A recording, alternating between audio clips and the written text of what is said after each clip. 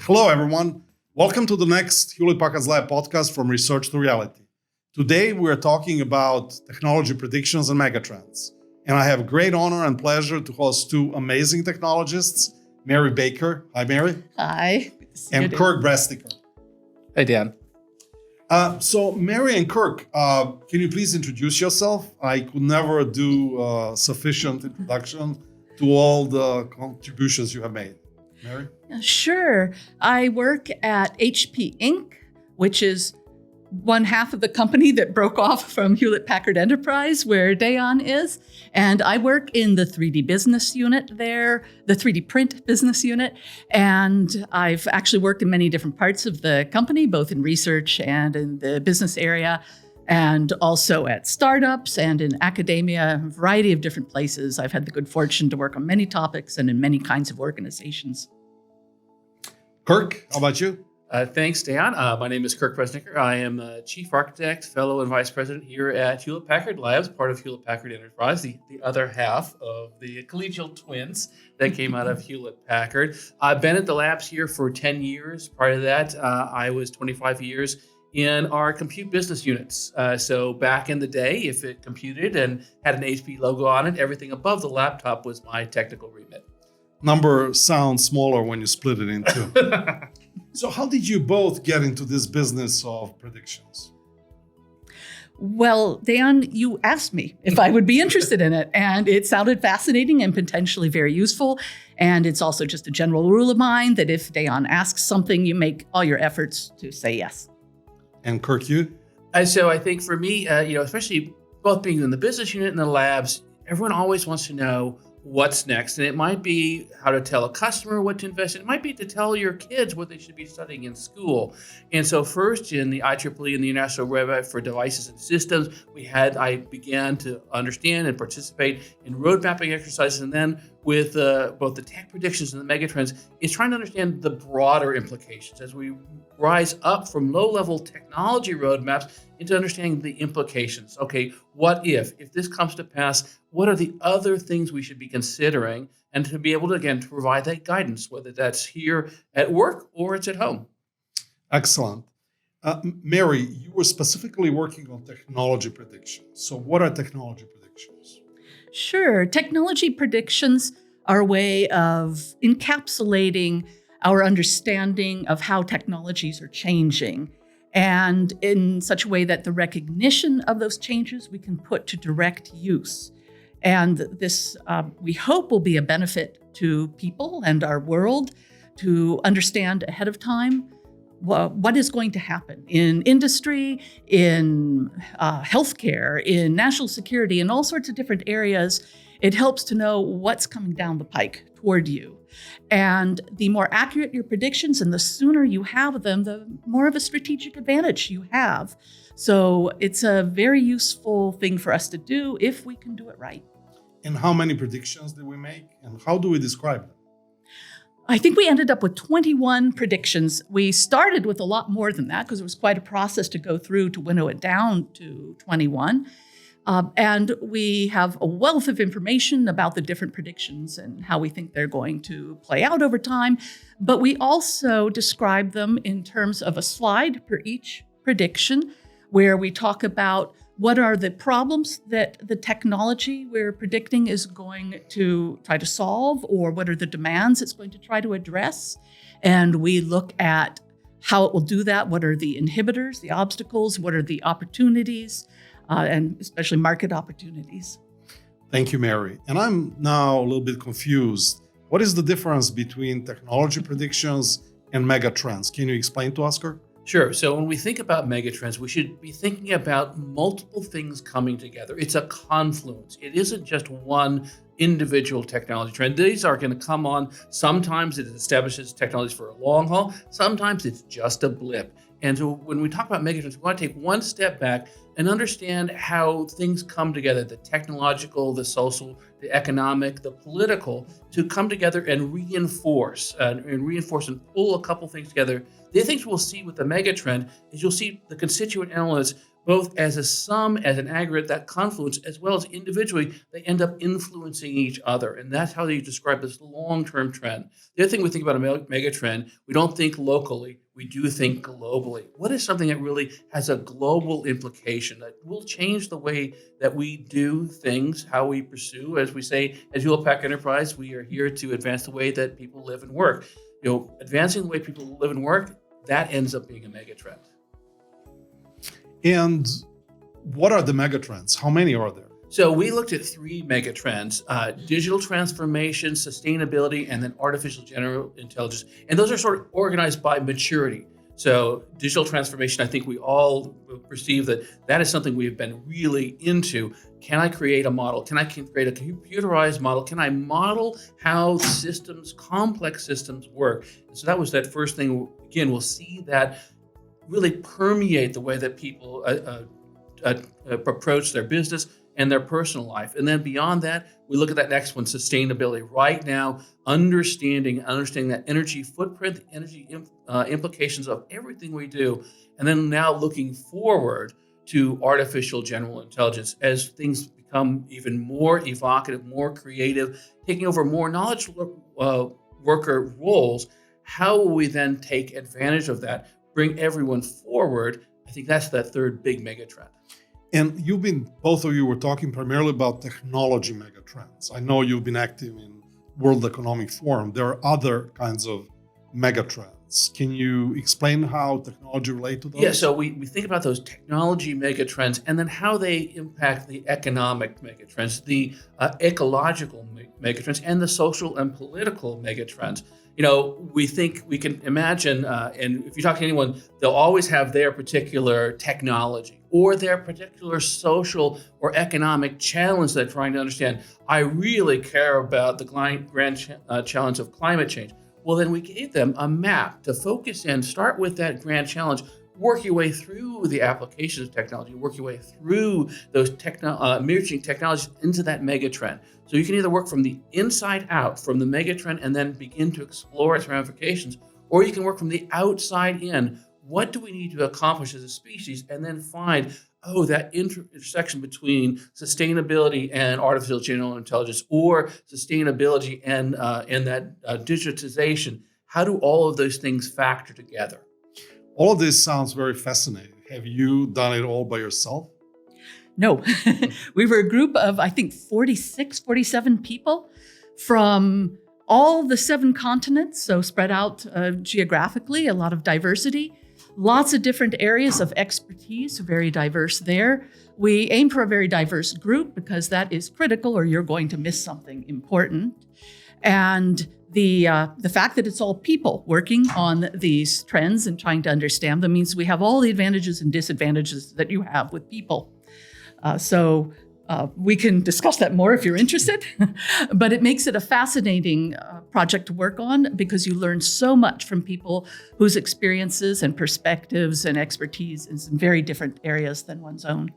So this is how you made sausages or technology predictions. How did you do megatrends? Did you do the same way? It was similar, and I think we had over 40 individuals who came together. What I think fascinating about that, we had a sufficient sample size, sufficient diversity, and then when you're looking at the megatrends and we're all providing our guidance, it's not just that we're picking one. It's you want to look at the distribution. What is the peak? Absolutely. Is there more than one? But also you want to see those tails because sometimes we may not be confident. It may be out there on the boundaries, but that can be the most impactful of those. And that's where understanding that entire distribution of opinions from this community, this diverse global community, is valuable as well. I'd like to agree with Kirk on that one of the most interesting parts of the process for me was looking at where we disagree. And I think, there's real gold there for highlighting people's different experiences and expectations when you see where we disagree. I know I was an outlier from the consensus on several of them, and I learned from that. You used the word process. Was there a process? There's a process that has been worked out over many years and improved each year as we try to understand how to do a better job the next year. And so what we started out with our 46 or 47, I can't quite remember, technologists, is we each submitted one or two technological areas that we thought would be important to consider for this process. And then what we did is we voted and we merged some because there were some that were essentially the same topic or very close. And then we voted on the remaining ones to see what the consensus was on how important the different technologies were. And that way we worked it down to 21. And we each had 16 votes that we could place on 16 technologies. I did notice, I don't know if it was required or just happened, but none of us placed our votes on the technologies we submitted ourselves. We all placed them on others that we thought would be important to keep on the list. And so that way we worked ourselves down to 21 of the technologies. And then we went through a different process where we voted on them using letter grades A through F. And we looked at the different technologies in terms of what we thought their potential impact was on humanity. So A being a good impact, F being not so good an impact. And we also looked at how mature we thought the technology would be in the coming year. We looked at how broadly it might be adopted by the market in the coming year, but also in 1 year, 3 years, 10, 15 years, to see what we thought the expectations were for the path that this technology would follow. And then, of course, there were the slides we mentioned before. Did you follow the same process for the megatrends? There was a similar process. But for the megatrends, we started that team of 40 people, and then we really identified those 3 critical megatrends: the digital transformation, the sustainability, and the artificial general intelligence. From each of those megatrends, we each proposed approximately 20 technologies. And we just, again, that merging process, that filtering down to say, okay, where are these overlaps? What is that distribution of opinions from these 40 individuals? We down selected to 6 per megatrends, and then we went through that voting process that you described. And then we went through that same A through F, trying to understand impact, likelihood. How do we find those things? Is we really want to understand really that both of those dimensions of these trends and of these technology predictions. Mary, you touched a little bit on that in terms of impact on humanity, but how do you communicate? So you got these 21. How did you communicate them to the world? There's a wealth of information there and lots of different ways to correlate it. So, in fact, we present lots of different correlations of the information. I think one of my favorite is one that graphs the impact of the technology, potentially on humanity, what we expect that to be, against its technical development in the coming year. And there's also how much market adoption it has and other aspects that we can graph. But understanding especially the impact on humanity and how advanced this technology is and how quickly it might advance further. This is important, I think, very useful, applicable kind of technical prediction. So this is one of my favorite of the correlations that we performed. Could you give us some examples? Which one has most impact on humanity? Is it the one that will have the largest chances of success? Right. Well, I think the one that came out as having the largest potential impact on humanity was remote healthcare. And I think there's lots of reasons why that can be very helpful going forward, especially given some of these trends like aging populations in many places and so forth. And that had, I think we rated as being kind of mature and kind of well adopted, but not necessarily at the top of either adoption or maturity compared to some of the other technologies. And I think one of the most useful things you can do with this information is if you look at a technology that looks like it has potentially high impact on humanity, but it isn't very advanced, then that's a technology you would really like to invest in somehow, probably in a research environment if there's just a lot that's not known about it yet. So perhaps that's a good technology for academic departments to invest time and effort in. Whereas if something is fairly mature, and at least as mature, or maybe not quite as, or maybe more mature even than its impact on humanity, that's a time maybe at the other end of the spectrum where perhaps it just needs some corporate enthusiasm to push it that last mile to broad adoption. And these 46 people, did they all agree on the same technologies, same factors? For some of them, we were in pretty good agreement. For others, there was some divergence. So, for instance, if you look at our level of confidence, I know I was an outlier, in particular on one about managing misinformation. The consensus there was that that's fairly mature and broadly adopted. I felt quite the opposite. I feel like we are still rather helpless in the face of some kinds of misinformation. So if you look at the lack of confidence across, if you look at it that by standard deviation, I probably contributed to that one. So. Excellent. And is the same outlook for the megatrends? Similar. We had, and I really love these visualizations because they are so useful to help you understand. And so looking at that technical readiness versus that adoption and impact, I think that some of them really stood out. If we think of that success of technology development taking right now and that impact to humanity, and if we think of those in the same way, understanding which ones are really advanced and really impactful, then again, that'll help us understand, is this an academic exercise? Do we need a lot of groups contributing to low-level research, or is this one of the cases it just needs scale? It needs investment, and maybe there's something in between. Maybe it's a candidate for a government to encourage or to regulate. Finding those sweet spots of each of them, that's really available inside of these visualizations to help you divine out which of these things you should be investing in and when. They all have these different horizons and impacts. And how do they compare to each other? Technology predictions and megatrends.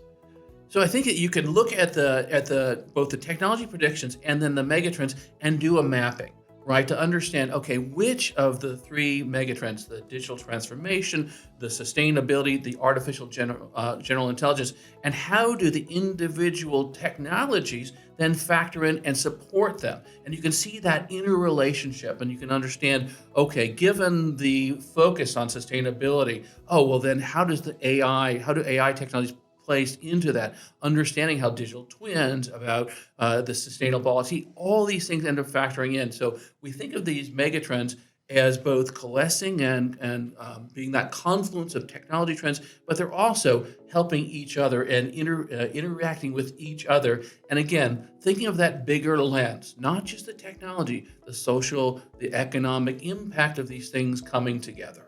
And can you make any conclusions about the evolution of the skills as a function, for example, of AI? Yeah, I think, and we'll use our own industry as an example. Recently we did an analysis. Okay, think of IT. Boy, there's something that you probably recommended to someone who is entering college right now. You better be in information technology, or at least have an understanding, because it's now permeated. Click ahead a couple of years and it's now understanding the AI impact across every knowledge role. IT is a knowledge role, so should you be working really hard to gain your system administrator certificates? Probably not, because that is an example of something that will likely be automated. We will have systems that are being maintained at superhuman levels of performance by artificial intelligence. At the same time, thinking about that ability to craft that next generation AI, to be the data scientist that is creating the data that feeds into these next generation AI systems, those are certainly skills that we would be encouraging. And again, whether we're talking about having a conversation with a legislator or a government official about which programs to incentivize, or you're having that conversation around your dinner table with your high schoolers who's trying to figure out what they should be pursuing, I think that's where we want to understand these impacts at the largest scale and at the small scale. Mary, we are from these two different sides of what used to be HPE, but we've done all of this work within IEEE. So what is the importance of these professional organizations to this kind of work and everything else? Yeah, organizations like the IEEE are places where you can bring together people of lots of different kinds of expertise and areas and understandings and backgrounds, so we can learn from each other. And the result the collective power then is much greater than the sum of its parts. So an organization like the IEEE can have huge influence where a bunch of us just in one particular field, for instance, wouldn't really be able to do that. So I see the IEEE and organizations like it as being rallying points for the things we need to get done to help improve our world and the prosperity of people in our world. And Kirk, you earlier mentioned roadmaps. Do these predictions help in roadmap standards and other things? I think they do, and I think one thing I'll highlight about the IEEE participation things. The first thing is that it stands for international, right? And so having that broad perspective, because this is not just about individual technology, it's about understanding how they then impact large-scale social and economic system. We think of something like that digital twins and understanding how we move from simple models that give us that simple prediction, and as we look forward into the future, suddenly the simulation is more important than the real system, because I can't put a printf statement and debug a cell. I can't do the similar inside of the fusion reactor of a tokamak, but I can do those same kind of things in the model. So understanding and being able to predict how these happen, and what's important is for us to do this over time. And that's another thing I think is so valuable. When we repeat this process over time, we gain confidence in our ability to predict. And that helps us answer the question of where and when. Where in my computational, my business, my leadership portfolio will this technology or this mega trend be impactful, and when will it happen? Because in the end, I want to compute a return on investment, a time value of money, of investment of individual resources. And that really is another aspect of these roadmaps, that it helps us understand where this technology predictions or mega trends, it gives us that understanding over time. I like your where and when, but what about how? Is there any ethical question to all that you spoke about? Certainly, there's the question, I can do it. The more important question sometimes is, should I do it? And certainly that is an aspect. And again, that's where I think the mega trend and bringing in that broader society, as well as not just one society, but giving in that global community, it gives us that understanding of things like how do sustainability advance ethical aspects of whether it's business or personal or public life. It gives us that structure for us to evaluate and understand, okay, is it possible for me to have a technology that is ethical and not sustainable? And I would argue, no. If we can't afford to let everyone enjoy the benefits of technology, is it something that we should be pursuing? Or should we try and say, there you go, we've identified a need, but unless we can actually make it available equitably to everyone, maybe that's a technology gap. Maybe that's where we say the current technology was a stepping point, but when I understand its full ramifications on a global scale, I need to invent something different. Mary, you worked on these technology predictions, first scoring them, then predicting new ones, first through Thanksgiving, then through Christmas holidays. There must be something gratifying to sacrifice all these holidays working on this. Yes, there is. Certainly with any of these kinds of visionary activities, there's a great deal of gratification. Of course, if you get them right. If you are able to predict a technology that is useful for helping our people in our world, and when it's going to come about, and how it should. So as Kirk was saying, there are choices between what we should pursue and what we shouldn't, but it's also how we could pursue these things. And when you're right, that's very gratifying. It's also super interesting when you're wrong, when you're very wrong. There's a lot to be learned from that. And so that's one of the things we do at the end of each year. We grade ourselves on how good our predictions were over the previous year. There's some accountability there, keeping us honest. And that's also a very useful process. I think it's one of the ones that I look forward to the most, to see just how off we were over the course of a year, or how much on the target we were. Thank you, Mary. Great examples. So Kirk, if you would, based on what Mary just said, recommend to our younger early career colleagues to do predictions, how would you suggest to them to do it? Well, I think I'll highlight something you said as well, Mary. And often when I'm talking to young technologists, I'll let them know my personal experience. I look back on my career and my predictions, and sometimes you laugh about what you got wrong. It's like, oh, did we really think that was going to be that important? Sometimes you'll cry about what you got right. And when you really, it's going to be one of the most challenging things you'll ever have as a technologist is when you had the technology prediction right, but the other elements weren't in place. And I think that's what's so valuable about not just predicting the technologies, but the larger mega trends. Why, when I saw that idea, I had that idea 10 years ago, and now I'm reading about it in the Wall Street Journal about someone who just got an IPO. What were those other elements I didn't understand? And I think that's where understanding our role as technologists and what really enables us to make that valuable contribution. It's not just the technology. You have to have that aha moment. That's absolutely necessary. But unless you have that ingenuity plus opportunity, plus explaining that to someone else who can make an investment in you, that's when it really comes together. And so that's where understanding megatrends and technology are so important to be done simultaneously. I'd like to add to that. So if I'm thinking about roping people into helping with future predictions, or people just want to get started doing that for themselves, one of the things I would suggest is you do step outside your field of expertise.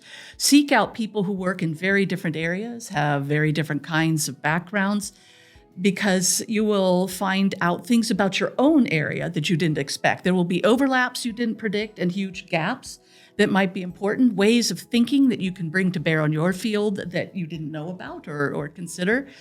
And one of the things you'll find is it's so true. There's that saying that the more you know you don't know. And that helps in the area of technology prediction because you need to know when to reach out and bring other people in. For example, about satellites, power and energy, blackouts in Palo Alto, etc. Absolutely. We like to end this podcast on a personal note. So when you don't do predictions, what do you do? Apparently, I show up for podcasts. So there's lots of things I like to do as hobbies. I do a lot of designing of 3D print jewelry for both polymers and metal. And I also design knitwear. And I garden rather poorly, but I do it. How about you, Kirk? So I used to run until I kept hurting myself. And so now I just hike. So I do a lot of hiking. I'm fortunate at my home up in the Sierra foothills. I am just a few steps away from a state park. And so I can hike 20 miles up the hill to Auburn, ride my bike 30 miles down the hill to Sacramento. So I love that, getting outside. When I'm inside, I love to cook. I am the cook for the family. And I must admit, I do enjoy a good cocktail as well. Well, great and many insights. Thank you very much, Kirk. Thank you, Mary. Thank you. Looking forward to next year's predictions.